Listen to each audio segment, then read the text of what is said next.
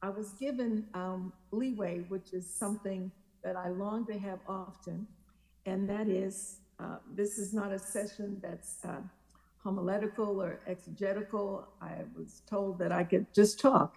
It was put in very kind words, but out of the longevity, I guess, of having been in ministry.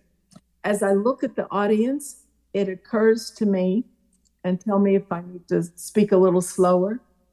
It occurs to me that there are probably not many church planners in the audience, but that I'm probably speaking to veterans and those who have excelled in ministry. And so some of the comments, I will try to edit them out as I go because they may be geared for persons who are more novice. But I thank the Lord for this privilege. And it's been a moment and a time for me to reflect as well. So it's been particularly useful. I don't claim to be an expert or to have done all of the right things. Matter of fact, it's evident to any audience that I haven't. But I will say that while I don't believe I'm a model leader or person in ministry, I have had the distinct privilege of being exposed, I believe, to some of those who were leaders in ministry and in their field. And without a question, they have had a shaping impact on my life. Not least among those persons were Dr. Lerone Bennett, who's no longer with us, but one of the first editors, Ebony magazine, when it really was a historical writing. Dr. Vincent Harding, who was a scholar and literary genius. Mrs. Dr. or Mrs. Dorothy Height, when I was in college, was a mentor, shaping young girls and would fly us to New York for weekends to teach about community organization and political activism. And then within the church, Bishop Benjamin Reed, who was one of the many people shaping my life in ministry. And while from a distance, but no less impactful, the life of Archbishop J. Delano Ellis. And so I'm grateful, as well as I should add, the late Bishop Ernestine Reams. So those persons have input at key times. Sometimes they knew it, sometimes they may not have known they were shaping my life. But let me talk a little bit, as I may, not so much about the scripture that I'm sure has been explored just from beginning to end, but about what I suspect are some common stages and seasons in ministry in our lives. When those stages and seasons in ministry really are not distinct from, I think, what happens in parallel to the stages and seasons as we mature as individuals. And I'll use this in terms of season of the year, and you can kind of lay some chronological years on it. But whatever's the spring of our life, as in our ministry, I think we're trying to figure out what is life about, what is the calling about, who am I, and what am I to do with it? And as we move to more of a summertime in life and in ministry, I think we're more asking, how can I grow? How can I grow into this role? How can I grow in discipleship? And how can I share my faith? At least that was the journey for me in whatever those summer years were. And then in the autumn years, both in terms of natural maturation and spiritual ministry development, I began to wonder and notice the amount of responsibility that came along. And I asked questions more related to, how can I shoulder the responsibility?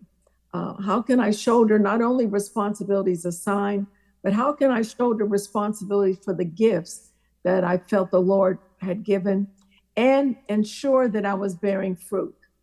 Well, there are two more seasons in our natural calendar. We tend to think of winter, but in our church language, we have affectionately adopted a season of seasoned saint. And that winter time, and you can decide where you are, we tend to ask sometimes, and it may not be parallel with age, but it may be longevity in service when persons have begun at an early age. We begin to ask, Lord, what do I do when the well runs dry?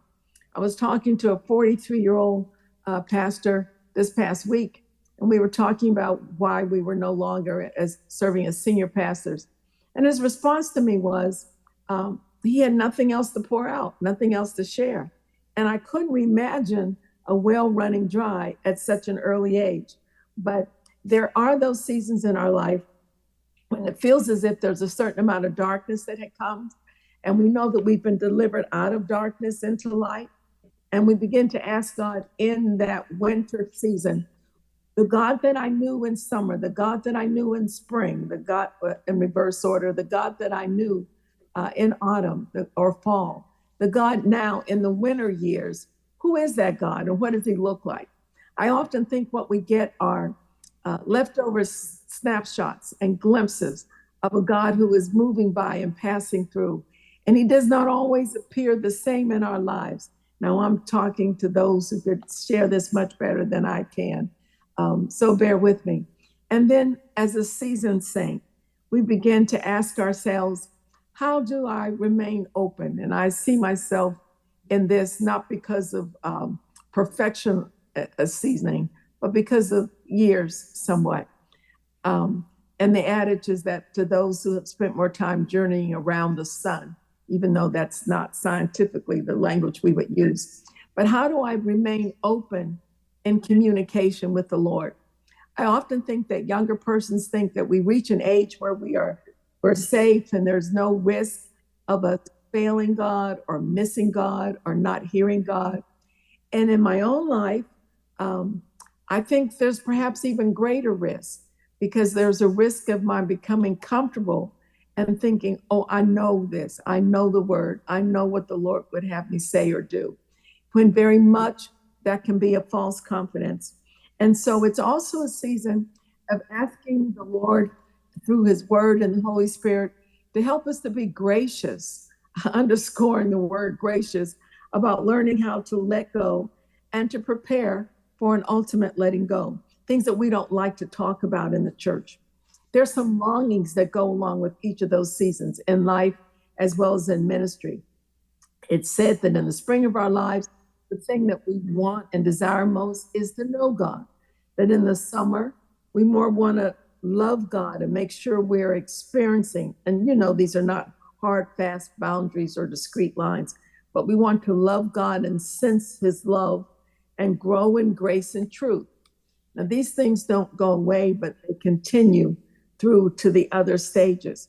Then I think in autumn, we want to live an authentic life of meaningful contributions. That's that time when we're looking at our responsibilities and hoping to bear fruit. And then we want to experience that God who is beyond us in winter.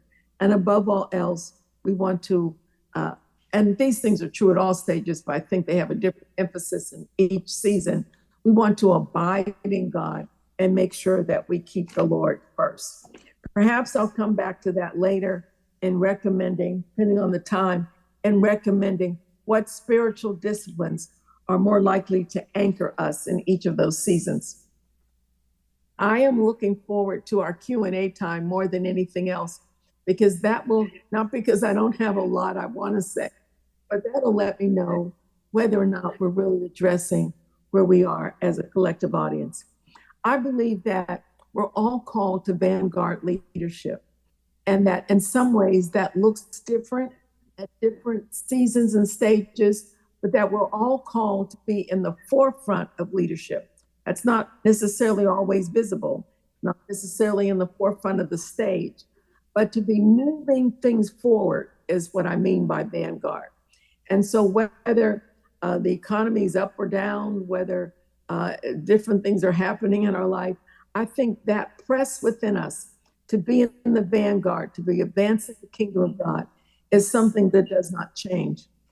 But normally, when we talk about stages and seasons in ministry, the words we mention the most are purpose, mission, goals, tools, strategies.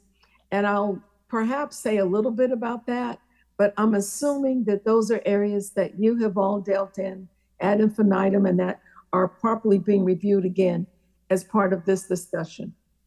I'm persuaded, and there's some danger in using this term, and I'll say what term I mean in a minute, that we talk more about vision and how to grasp that vision and how to hold on to that vision almost doggedly. And I really don't want to use the term vision. I want to use the term dream. The danger in using the term dream is that it sounds like something not real. It sounds elusive. It sounds more like fantasy. But I believe that there is a vision and a dream that God gives each of us, that it is a dream from the heart of God for who He has created us to be and who He purposes us to be, and that it's not some loose, superficial language that belongs to a younger age group or inexperienced, but that when we keep a vision for ministry, I believe that we are tapping into the very heart of God that has whatever length of years and days He has assigned that will keep us vanguard leaders and keep us being purposeful and meaningful.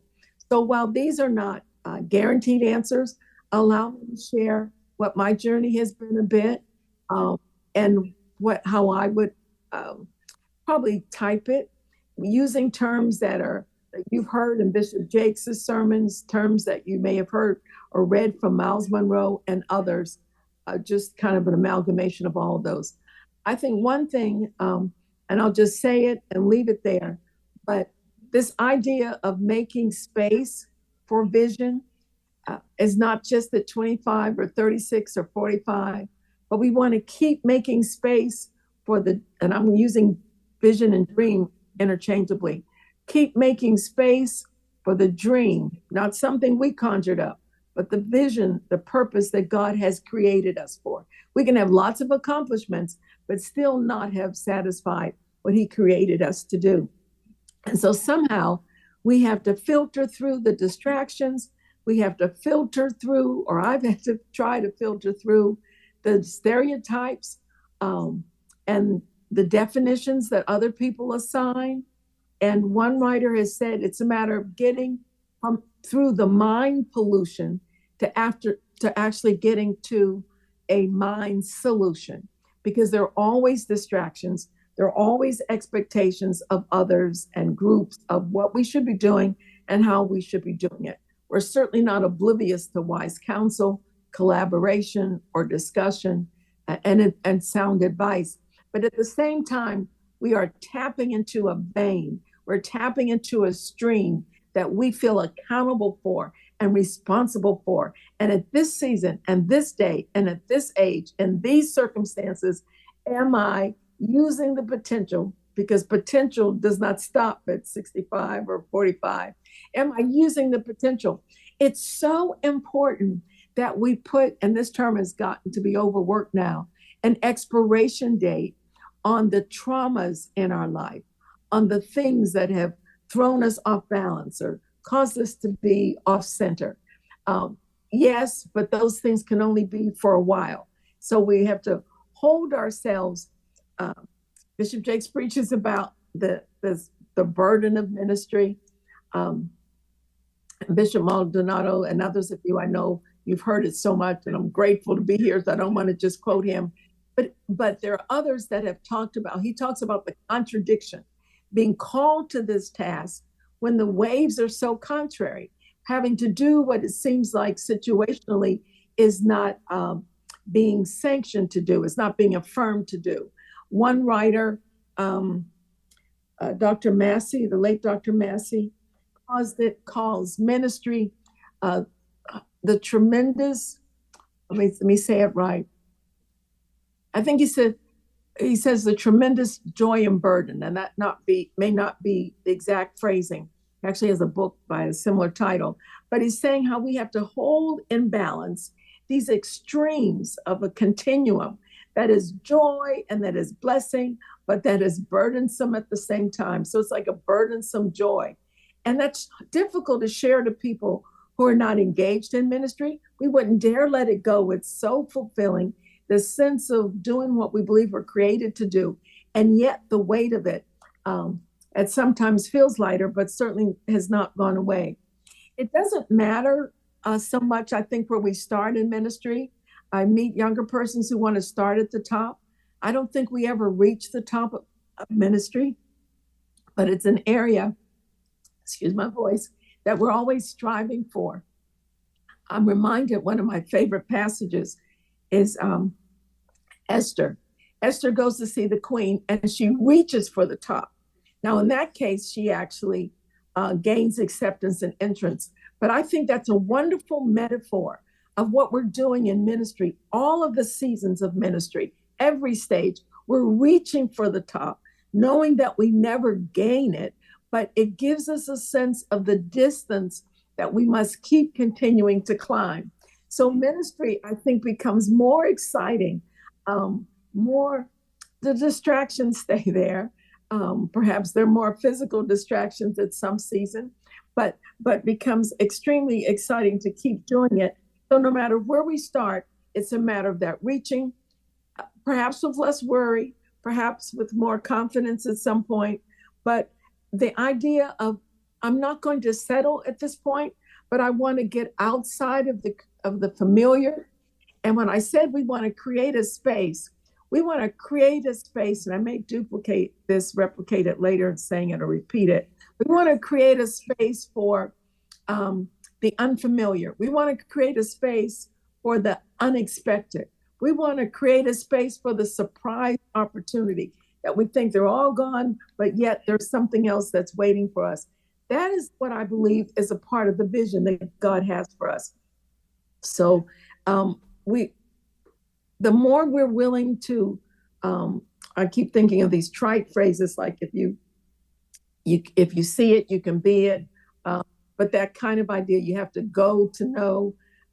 They still inform us and instruct us, even though they're overused phrases.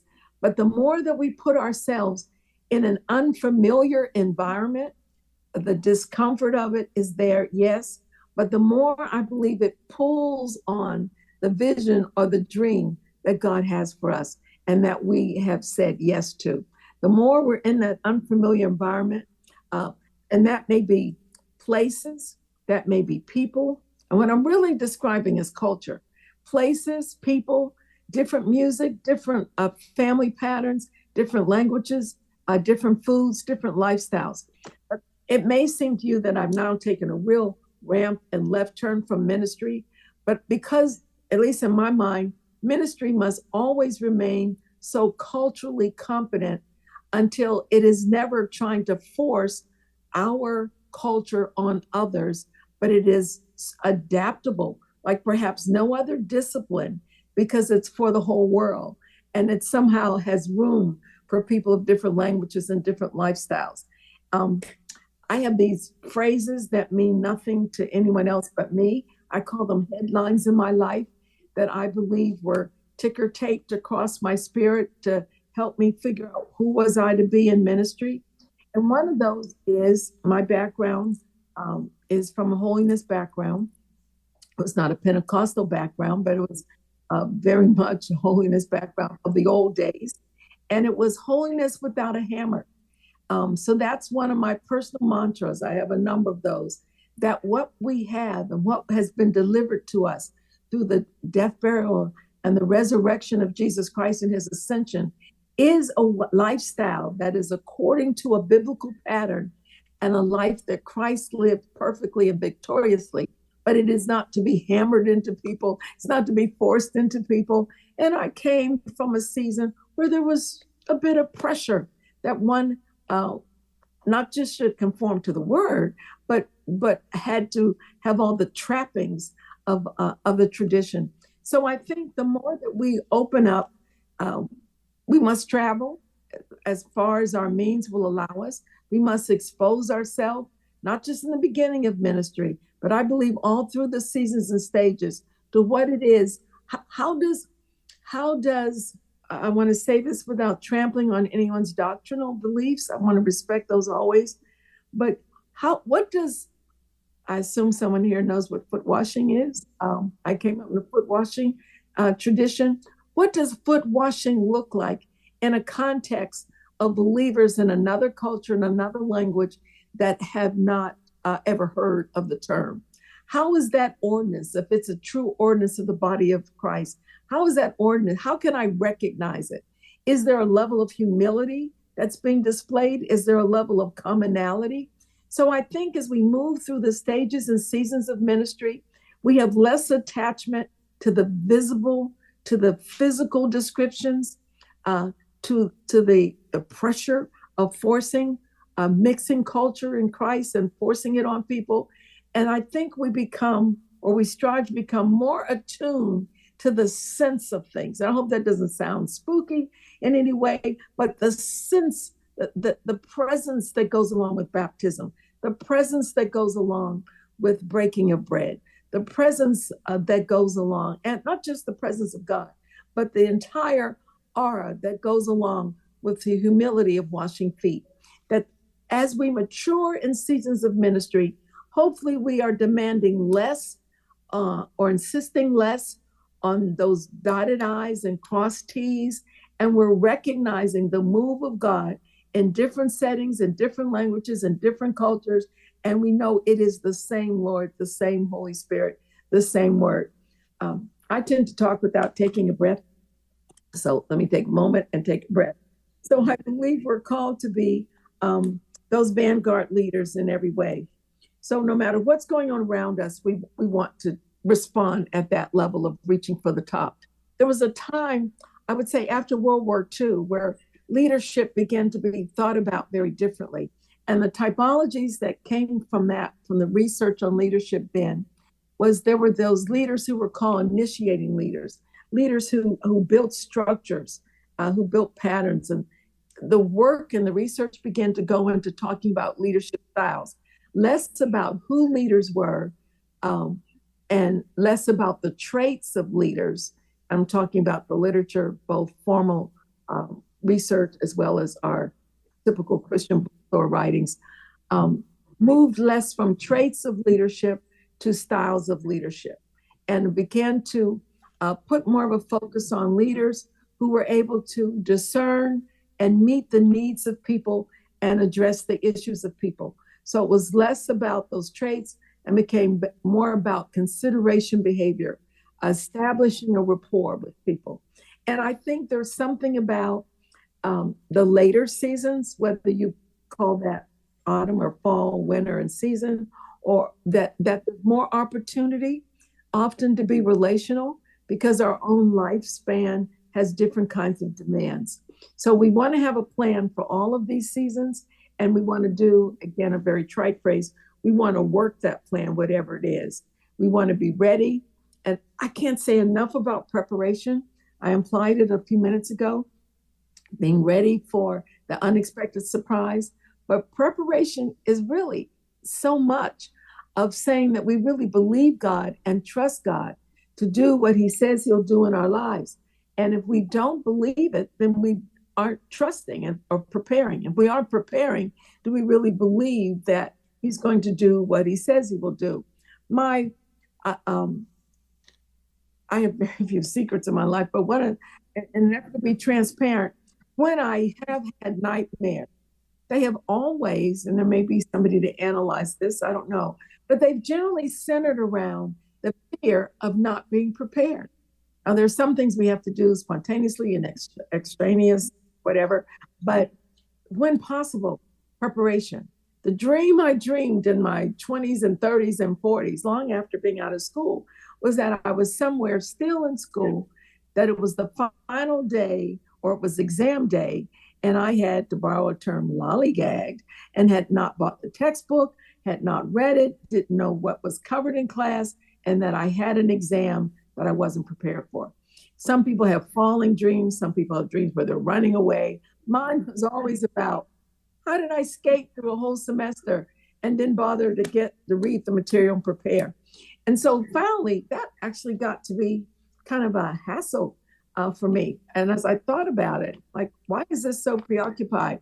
And I tried to take it and move it in more of a spiritual realm because it obviously wasn't applicable anymore in terms of much classroom, that we can postpone to the end and not recognize the necessary of consistent routine preparation, so that no matter how much we've read or done, or however we tend to perceive knowledge and receive it, there is a press to keep doing that. And in this case, I'm not talking about a semester exam. A phrase my mother would say after she reached a certain age and people would bring some idle talk to her, she would just say, I'm getting ready for my final exam. Sometimes we say, I'm getting ready to land the plane. But when there's a final exam, we only want to know what it is that we're required to do and be. And so preparation is something that's extremely important, and it causes us to dive in the details. I often think that the real insights of purpose and what God has for us are found in the details. People often ask me, they'll say, how do you prepare for sermons? Well, as far as I'm concerned, I don't preach or really even teach anymore, but I'm grateful when I can find a rare audience like you that allow me just to talk for 45 or 50 minutes. I hope you don't regret it, Bishop, on the other end. But uh, the the purpose is often found in the details. And I say often to those who are preparing messages, and they say, how do you study? I'll say, begin by reading the footnotes, or at least make sure that you read them early on, not just the plain print or the text, but the footnotes give another level of preparedness and insight and context to the content that you're reading.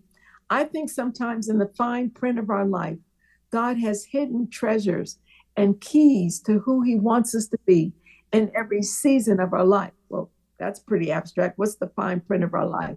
The things that seem to be incidental, or the failures that we want to hurry up and just breeze past, or the obnoxious circumstances and even people maybe that we'd like to dismiss and get beyond. But in there are the real treasures. We talk about those hidden treasures of what we are to take into the future. And I believe when we learn to read the fine print and the footnote, not just the biblical text, but the content analysis of our life, that we fuel not only our faith, I'm saying fuel, Fuel, but we also fuel our future, and we give impetus and energize and ignite and really propel ourselves to the next stage. I don't think God says, okay, you're this far from the end, so take it easy now.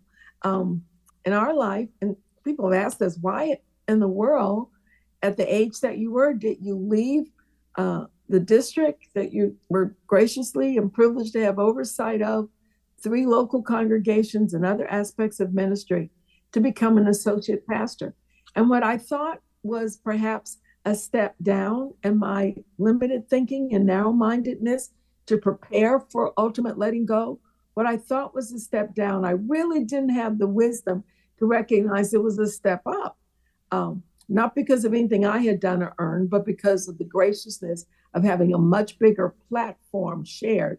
And so there are those unexpected things.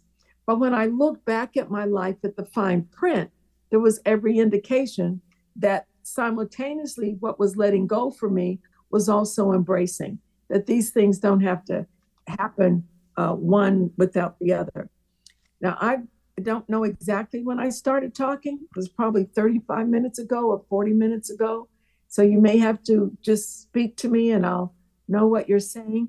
I've made it to maybe page 3 of my notes, but I want to just throw a couple more things out real quick and not try to finish another 10 or 15 pages, and perhaps we can have dialogue. I'm reminded when Jesus said to, I think it was Peter and Andrew, to follow him, that they dropped their nets. But we know from reading the parables that while they left their nets, they did not leave those with whom they were in network. And so the idea of relationship and connectivity and fellowship and our conclaves and conferences, I think has an increasing importance, because while they followed Jesus, when they got the nets full of fish, they had others that they could say, come over and help us, and they could come together. Now, I know I'm bringing a conflation of different passages together and different ideas together, but if you could just loosely, from a high level, think in terms of leaving the smaller net, but still keeping a network, so that when we have that outpour of opportunity or ministry or insight, we don't lose the connectivity. Because just like I think that we find purpose in details, I believe we find clarity on purpose and mission and all of those buzzwords for leadership in connectivity and in the intersection of our lives. So we want to assess our strengths and weaknesses regularly, manage our time, become good stewards of our lives, try to keep a teachable attitude. And for goodness sakes, we want to seek to be good at what we do. Um, I want to I want to go to another area and end with this. When we talk about, we'll put these notes aside. We talk about maintaining the vision that God has for us. There are some axioms that different writers, that when I begin to look through them, and some that I would interject on my own, that we want to keep. Again, I won't say much about purpose, but it's number one. It's God's dream, it's God's vision, it's God's blueprint for our life, and what we most want to adhere to, but it's probably most written about material. Secondly, an axiom would be perception, that we keep a perception of who we are, that we never stop self-discovery or self-knowledge, because it'll anchor us. And it is what we really believe and who we really believe we're called to be that will cause it to become a reality in our life. If we don't get over the traumas, if we limit our capacity, then we'll find ourselves stunted. So one of the prayers that I have, trying to do, is to ask the Lord to help me to break the levees on my thought process. Help me to keep taking off limitations and boundaries and to visualize endless possibilities. That may sound unrealistic to some in terms of where they assume I am in life, but our mindset has so much to do with our future possibilities and whether or not we run into failure.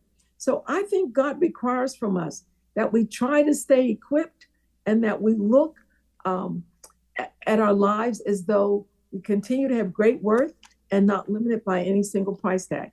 Third axiom would be a principle of association, which I implied in the last biblical nod.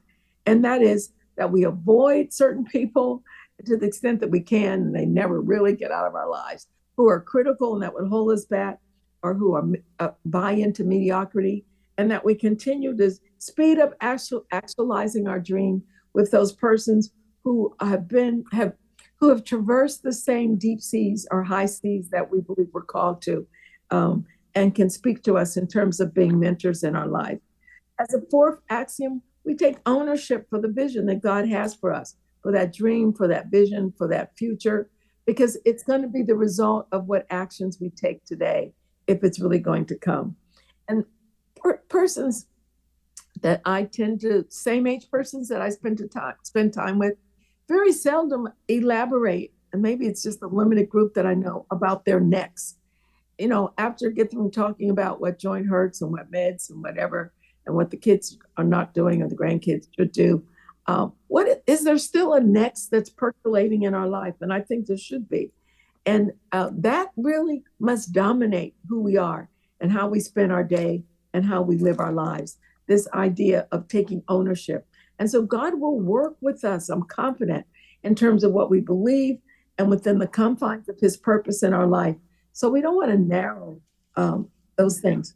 Next axiom, I would say very little about because I did get to talk about it, and that's preparation for obstacles, for barriers. I'm trying to remember if it's Leonard Sweet, but there's one writer who says that, and this is controversial, that challenges are, when you go back to the old English definition without me, the etymology of the word, the challenges are really false accusations that they're presented to us, which makes us think of the adversary who accuses the brothers and the sisters, the children of God. But one definition is that challenges are false accusations, and they are accusations that we allow to become barriers and structures. And what we have to do is to say they are false and redefine the challenge in terms of who we are called to be. And where a challenge says, this may be impossible for you, we take it and say, that's a false accusation. That's a false pronouncement on my life. And it's a delusion, and I can and will overcome the challenges. There are principles and axioms of trade-offs to do and to be. There are some things that we can't do and be. It's always receiving something, but it means that we're letting something else go that we might want to hold on to. So our vision, and that vision that God has for us in our dreams, remain very obscure until we are willing to commit to the point of letting some things off. I could say a lot more about trade-offs, but and assessments and more, but I think that's so. Thank you again for allowing me, Bishop and overseers, for guiding me. And may we try the Q&A without having to collect the questions first? I think we might could work it through. Is that an abrupt close? I didn't have an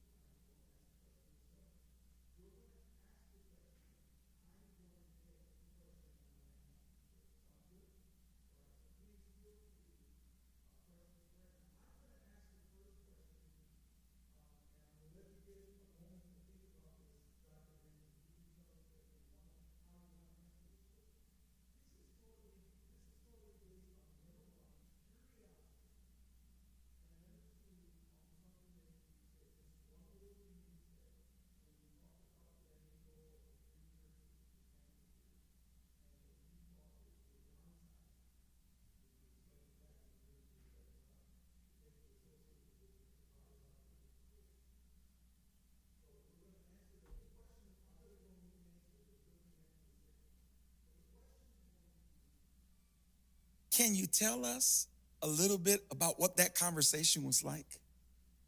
How did that even happen? All right, just hang on with your answer. Hang on, hang on. Just think about that.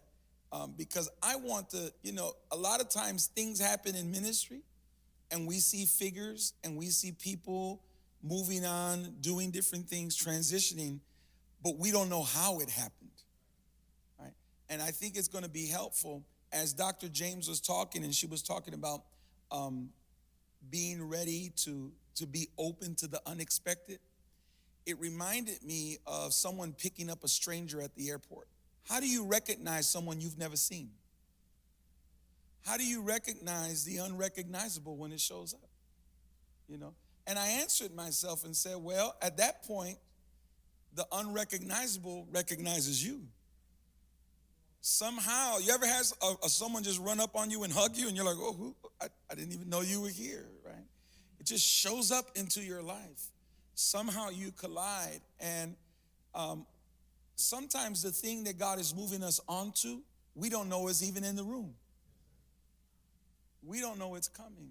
you know. And so if you don't know about Dr. James and her husband and their family and ministry was in California doing phenomenal things for the Lord.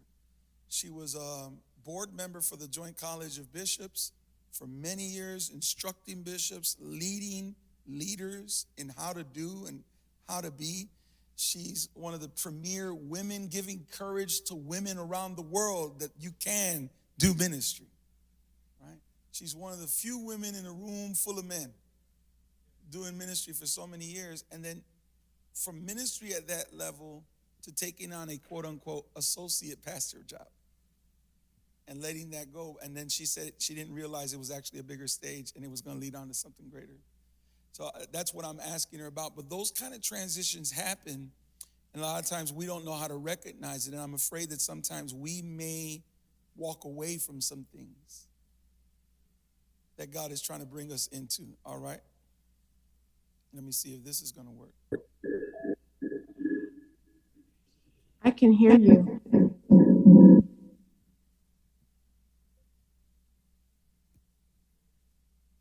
Use the microphone or no? No microphone.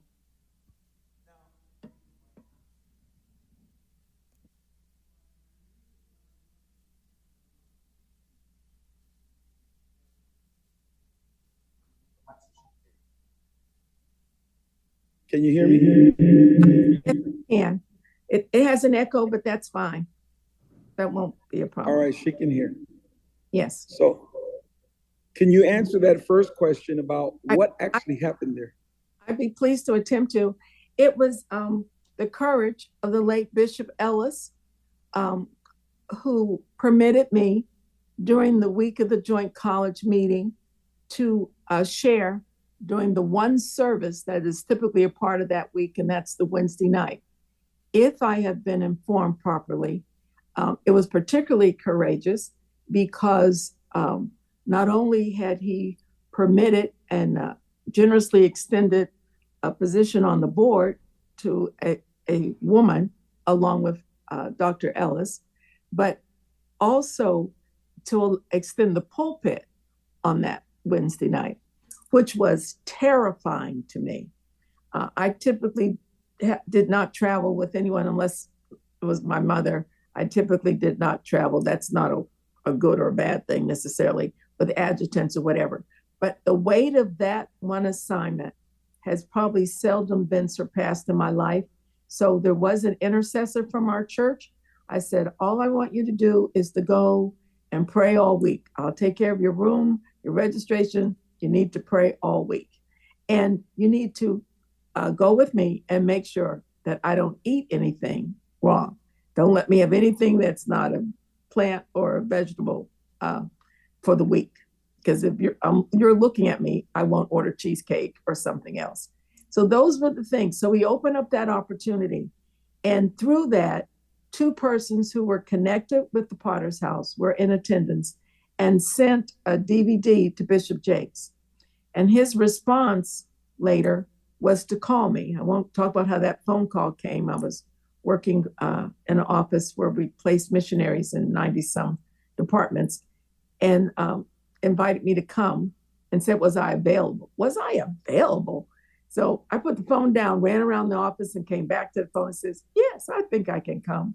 But that's how that came. It came through unexpected, through his courage to allow me, with certainly that created some controversy and dissension. But, ministry, sometimes it's good to have controversy about, not always trying to defend it, but to have it. It is promotional. It's free marketing, as the late Bishop Reams used to say. So that's how that came about. When I came to speak, he invited us to move there. We waited 7 years. It wasn't the time. And he kept the invitation open. I would come often, I think 1 year, 5 or 6 times on Sunday morning. But we didn't come until we felt the release. We felt we were supposed to go, but it wasn't the right time for our churches, our ministry. So we just kept it in prayer. And then when we felt it was time, we said, is it still a possibility? He says, I've been waiting. The other thing is, he said when the first time he invited me to come after receiving those DVDs, he said, oh, I've known who you are. We've been on platforms together. I've been meaning to call you. I think I hope I'm not misquoting, but it was something like 20 or 21 years. I burst into tears. This was after service over a meal following church because I thought of the decades of wondering, did God remember? Did I misinterpret what I thought I heard God say? The years of feeling like it's okay. I'm not complaining, but this is a lot of obscurity and I don't know how much time I have left. I'm over 60 already. And then to have him say, I've been meaning to do this. My response was consternation and almost a little bit of anger. I said, you mean you couldn't find a number for me in 20, whatever, 21 or 22 years? And he thought it was hilarious. I don't know if he recalls this. He laughed. He just looked at me and laughed. And I was like, he doesn't hear me. But it really wasn't him. It was my remembering what I knew God had shown me, but not always seeing it happening. And yet it was stored up. And I don't know if he knew my name or what he meant by saying, I've been intending to call you, but he never really got around to it. I don't know exactly what that meant. I didn't ask any more questions after that. We waited 7 years from that date, and he allowed me to come frequently before we actually moved. Wow, wow, wow. How impressive is it to think that, yeah, that was wow, wow, wow, wow, wow, wow. How amazing. Just the maturity it took to wait 7 years. Now let's think about that for a moment, because most people mute here. Yeah, the mic. And use this. Can you hear me, Dr. James? Nope.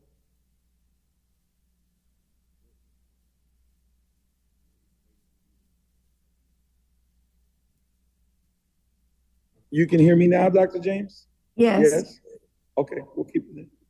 So, what was happening in most people would just jump on the opportunity, abandon ship, peace out. God bless you all. It's been a great journey. It's time to move on. The Lord's calling me now. I wouldn't say it was all maturity. Some of it was expediency. I couldn't just walk out of the congregations. I couldn't just walk out of the district. Our district at that point, I say our, but primarily it was me.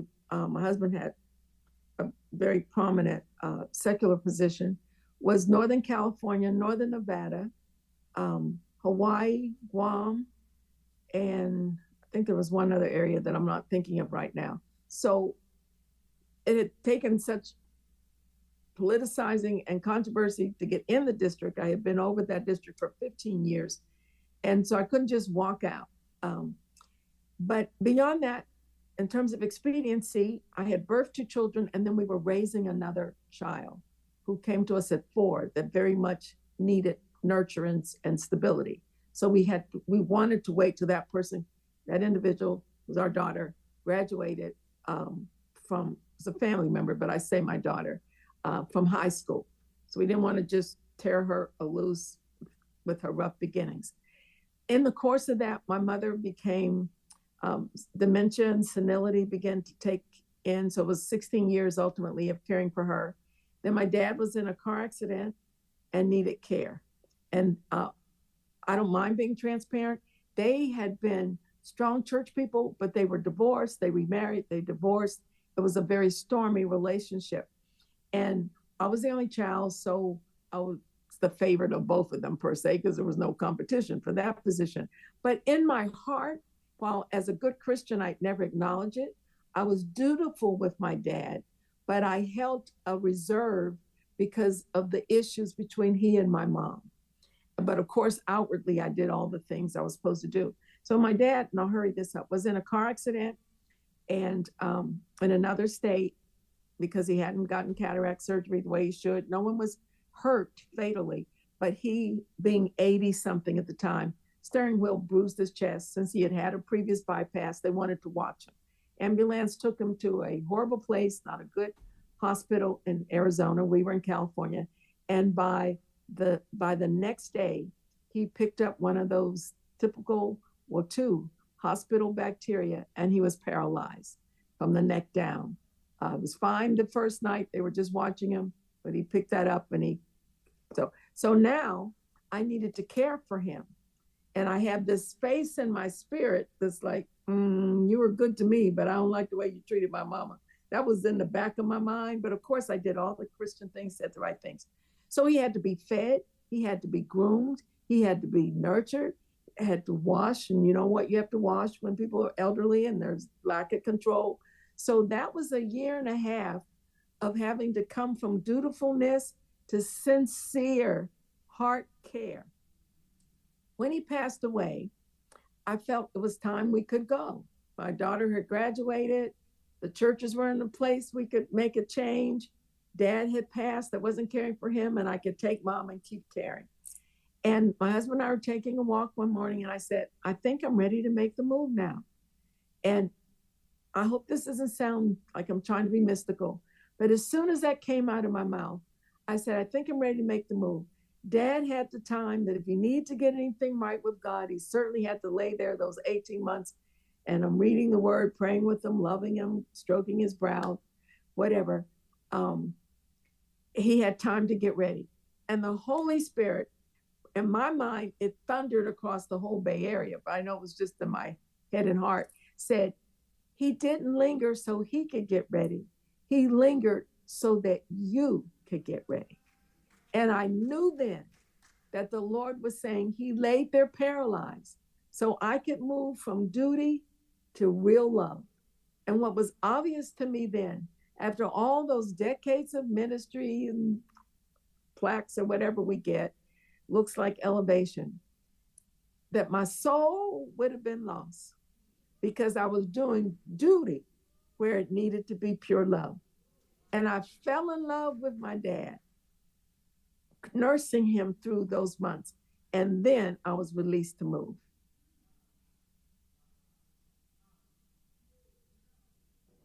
My soul would have been lost. Having preached to everyone else, I lose my own soul. My God, that is powerful. I want to go ahead and interpret for you or repeat for you questions from the audience. So go right ahead. If you just wave your hand, track me down, and go. Don't be shy now. Don't be shy now. They said, I said, you got questions? They said, yeah. Let's talk. I don't have my limitation that I originally had in terms of an appointment. So we're just following whatever your schedule is. I'm good. All right. She's saying she's got the time to take the questions.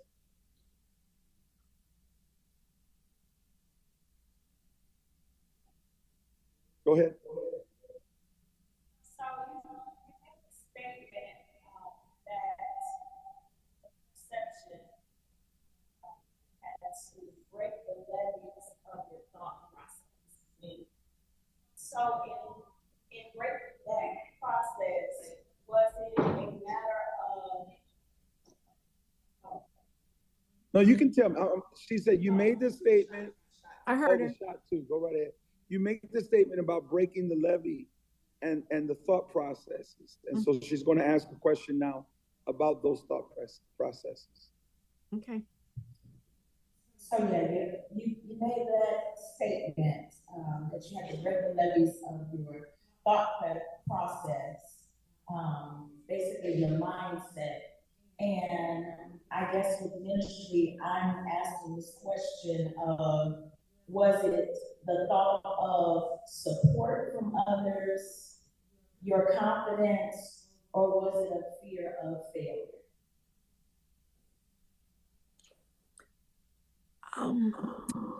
It probably was some combination of that. It was certainly confidence that came from being different. In my own childhood, my parents left Alabama to move to Pennsylvania because of painful events in the whole race civil rights movement at the time. Am I still with you? Okay, I don't have the screen, so I'll keep talking.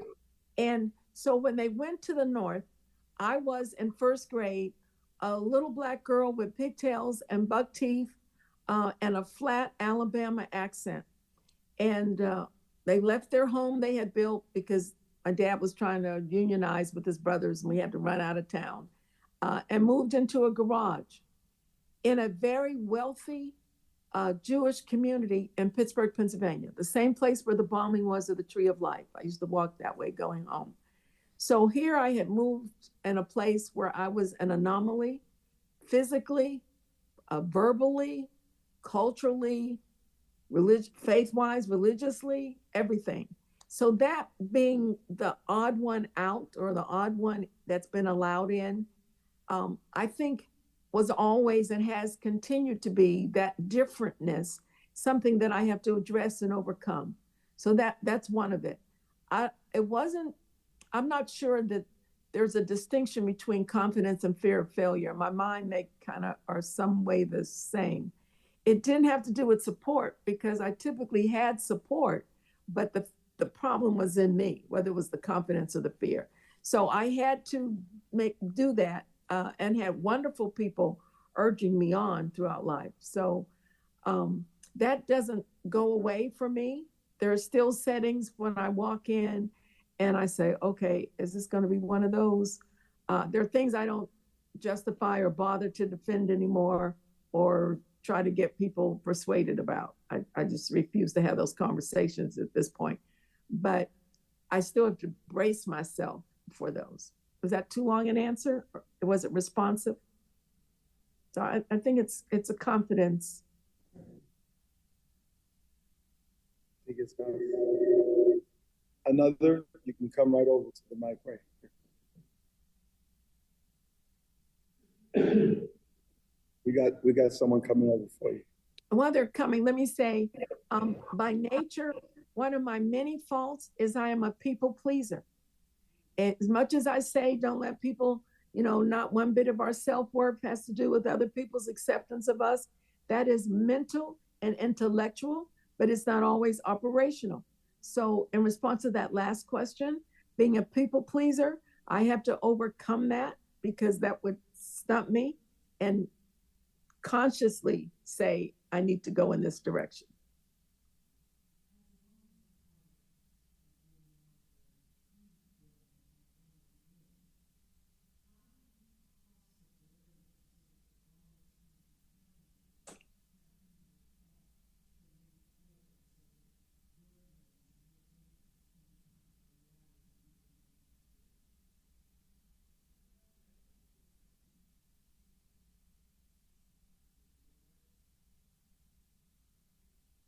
Were you able to hear that? No. Okay. It was such a beautifully phrased question too. Sorry. So sorry. Can you hear her now? Faintly, yes. Faintly. Speak loudly. As a woman of color, and being only one sometimes in a room with men, how do you overcome those barriers so that the daughters coming behind you have an easier path when you've moved on and they haven't? You'll have to repeat it. I heard as a woman of color and I didn't hear the middle. Then I heard, how do you overcome? And I didn't hear the rest. Yes. So as a woman of color and often Yeah. the only woman in a room full of men, Yes.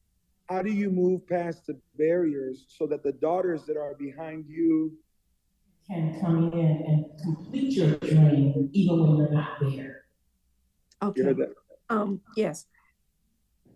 I obviously am only speaking of my experience, and I hope I do that. My greatest opposition has not come from men. It has come from women. And it has come from women who I believe, and this is just subjective, who I believe are challenged to say, if you can go that path, perhaps that's a path that I'm called to, and I've eliminated the option. So the supposition, once men are convinced, they're supportive. What usually convinces men who will, out of some sense of bravery, will stand in my face and say, I don't believe in women, but the word touched me or the word convinced me. Well, that's all I want. I really don't care how you feel about women. Is the word working? Now, in terms of how to hopefully go in the door and leave it open for women who are not there, by seeking to be prepared, by seeking to have something that I hope and pray is worthwhile, that will stand in a credible way. In other words, trying to have a quality deliberation. It's not about fairness. I sometimes feel I have to do more than others to justify being in a role. That happens on different planes. That can be gender, that can be race, that can happen in other settings as well. But being willing to go the extra level of preparation to address criticism. And I think when I fail to do that, when I fall short, I shortchange those who come behind me. To the extent that I'm able to put the hours in, and that's where the trade-off comes, to really live more through so that we can combat any negative comments. Not, you can't get rid of all of them, but at least those that can be addressed. I think that's how. I think quality more than quantity. I think character are the things that hopefully leave the door open for others.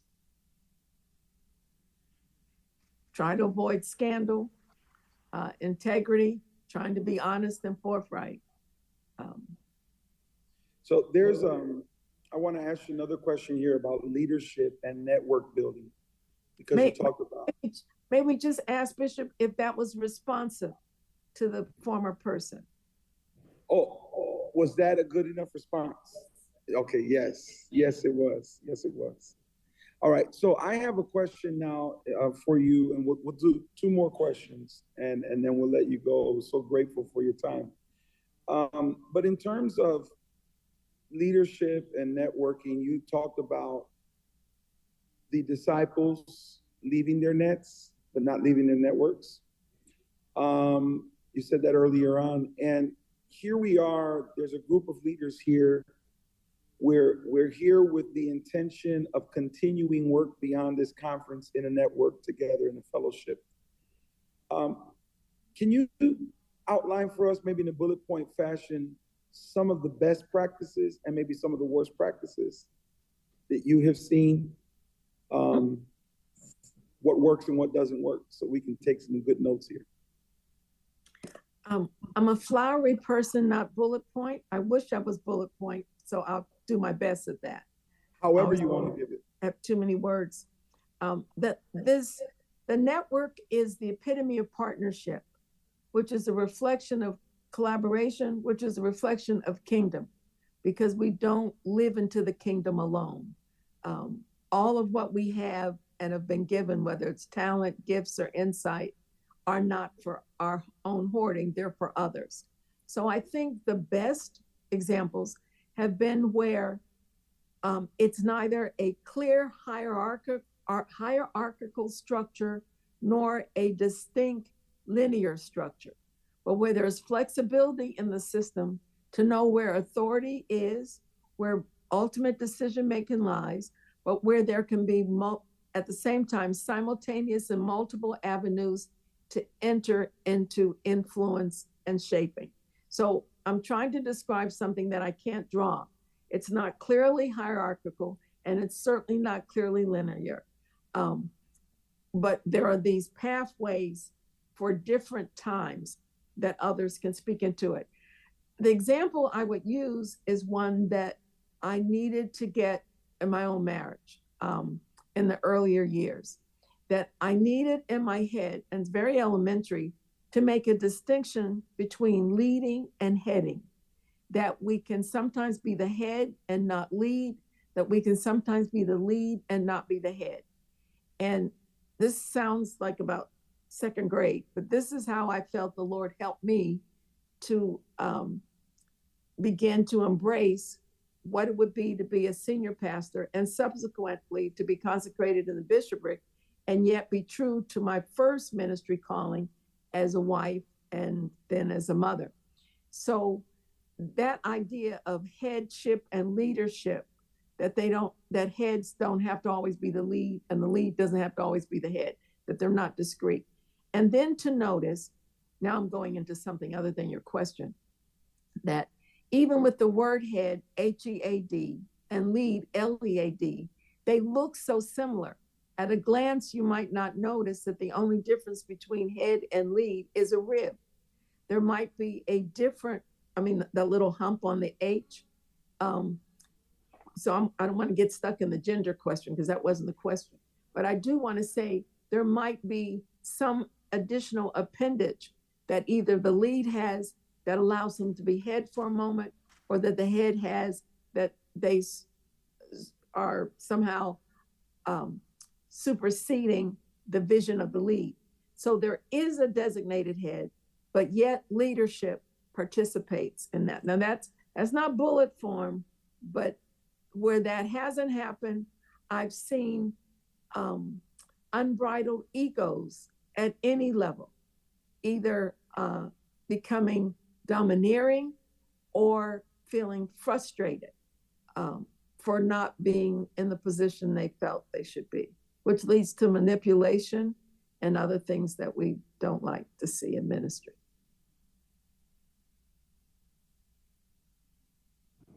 I love your non-bullet point answers. That is wonderful. That is great. Final question for you, more about the James family. Oh, good. My favorite. Your favorite topic, the James family. Dr. James is married to Dr. James, and they have other Dr. Jameses. They have other family members, all of them doing work and doing ministry together. Tell us why that's your favorite topic. Tell us about family and ministry together. Well, I don't want to describe a perfect family. I have adult children that do their own thing very often, and we're not always happy about it. But overall, we feel they're very good people, and we are grateful for how the Lord uses them. My husband and I met at 15. And so that's been a long time. We're now 73. And it took him 4 years to decide I was worthy. I always tell him that. We got married in college, in undergraduate school, after much pleading to our parents about, after all, you do want us to remain virtuous. And while that's not being threatened, you never know what might happen. So they consented to let us get married going into our junior year. So we had our first child 2 years later. Well, no, yeah, I was 7 months pregnant when I graduated from college, which was an issue for my professors, but too bad. So we started graduate school with a 1 month old. So we've been married 2 years then, and he was 1 month old, which was a real challenge.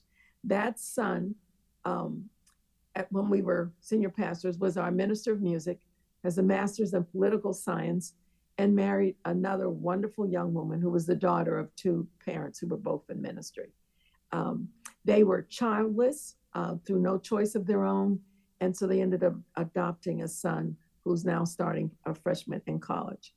And her ministry, my daughter-in-law, she has a word ministry in her, but not a titled ministry of teaching or preaching, and was just beautiful in the arts, although she's a special education teacher. And so she very much her dance in the church years ago would lead people to Christ and filling of the Holy Spirit. It was so easily interpreted as a move of God. Our middle son, that son's very laid back, some ways quiet, prefers to be behind the scene, like my husband, who's a former city manager and for a while a police chief, which he did not like, but he fired the police chief, so he had to be police chief. The middle son is more my personality. He is single. He had a very short marriage. It was a bad situation where he was married and someone then said right away, I just basically wanted the green card or the visa. And so that did not last. And he is a very romantic person. I say he's been in love on every continent. He is a lawyer and is a traveler, is an author. His books sell better than mine when I used to be on the road. Loves the Lord, is a word of faith type person, and is here with us now because I'm recovering from, I think I'm recovered, but we didn't know the rate, from knee replacement. And then the daughter that I spoke of earlier is married to another young man whose mother was also had national prominence in the ministry. And they've been married 2 years and are hoping to have children in the near future. So a ministry has looked like working in camp meetings, because our tradition used to have not convocations, but camp meetings in Northern California. Summer camp for young people, then adult camps and senior camps. It has looked like national conventions and hotels at Christmas and Thanksgiving. All the holidays were spent at some kind of church event. They did study and sleep on the pews. I believe in that. They did stay in the fastings on the weekend. I believe in that. All their choices are not choices we would want, but they're not necessarily wrong choices. They just don't always live up to what we want them to think they should be doing. We think the younger couples should be probably a more formalized ministry where they're doing a lot of ministry still in the church, working with youth mostly and scholarship programs. So I don't know if that's what you're looking for, but who doesn't like to talk about their kids? And I'm married to the greatest man in the world. So that is wonderful. You know, while you were talking, my youngest son is signaling my wife, and my oldest son is sitting here, and they've been on the pews all Disciples Congress long. They can't wait for ministry time to be over. We understand that. I was raised the same way. Yeah. Dr. James, I just want to say thank you from the bottom of my heart. Thank you. Thank you for allowing me to be a part. Oh yeah, we can let her hear it. Let her hear it.